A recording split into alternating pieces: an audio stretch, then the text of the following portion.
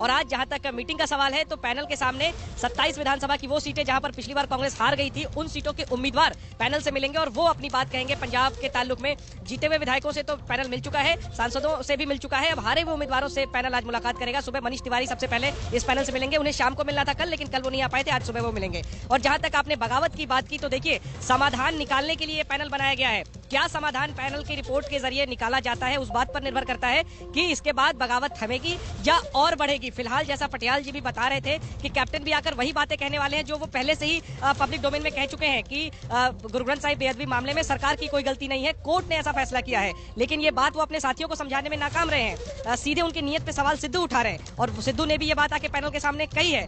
उन कैप्टन के कामकाज से कई विधायक असंतुष्ट है, वो बदलाव की मांग कर रहे हैं। तो दूसरी तरफ कैप्टन ने अपने अकेले दम पे ही 2022 की तैयारी पंजाब में शुरू कर दी, प्रशांत किशोर को रणनीतिकार बना लिया। तो ये सारी लड़ाई जो है वो 2022 में किसके हाथ में चाबी रहेगी, कैप्टन के हाथ में रहेगी या सिद्धू के हाथ में रहेगी या गांधी परिवार के हाथ में रहेगी, उसकी कवायद है। ऐसे में समाधान क्या निकाला जाता है जो सबको मंजूर हो, कैप्टन को भी, सिद्धू को भी, गांधी परिवार को भी, बाकी धड़ों को भी, इस पर सबकी नजरें हैं। इसीलिए ये बेहद जटिल मुद्दा है, जटिल विषय है और समाधान पर निर्भर करता है कि आगे की तस्वीर क्या होगी। फिलहाल यही लग रहा है कि जिस तरीके से सभी नेता अपने अपने स्टैंड पे कायम है, फिलहाल कोई समाधान निकट भविष्य में दिखता नजर नहीं आ रहा है और लग ये रहा है कि किसी भी नेता का सब्र अगर टूटा तो कांग्रेस को भारी कीमत चुकानी पड़ेगी। बिल्कुल आप सही कह रहे हैं। और अब देखिए जगविंदर, आप वहां लंबे वक्त से राजनीतिक खबरों को कवर कर रहे हैं, वहां की सियासत को बेहतर तरीके से समझते हैं। नवजोत सिंह सिद्धू की महत्वाकांक्षा जो है, राजनीतिक महत्वाकांक्षा, वो किसी से छिपी नहीं है। दूसरी तरफ जो कैप्टन की शख्सियत है, जो उनका राजनीतिक कद है, वो भी आसानी से झुक जाएंगे ये दिखता है नहीं। ऐसे में ये कहां जाता दिख रहा है रास्ता आपको, चूंकि चुनाव है आने वाले दिनों में पंजाब में?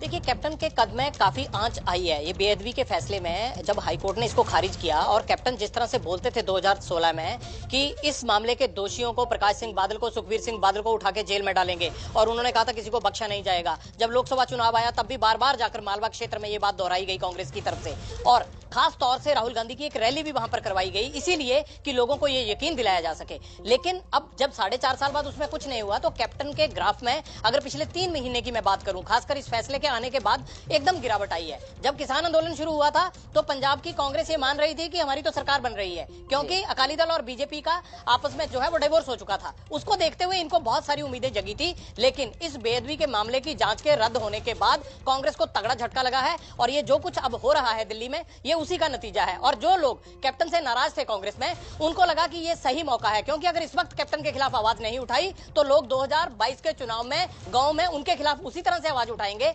जैसे उन्होंने 2017 में अकाली दल के खिलाफ उठाई थी। इसलिए इन नेताओं की जो वो दिल्ली हाईकमान के आगे रो रहे हैं, ये इनके लिए जरूरी भी है और ये इनकी मजबूरी भी है।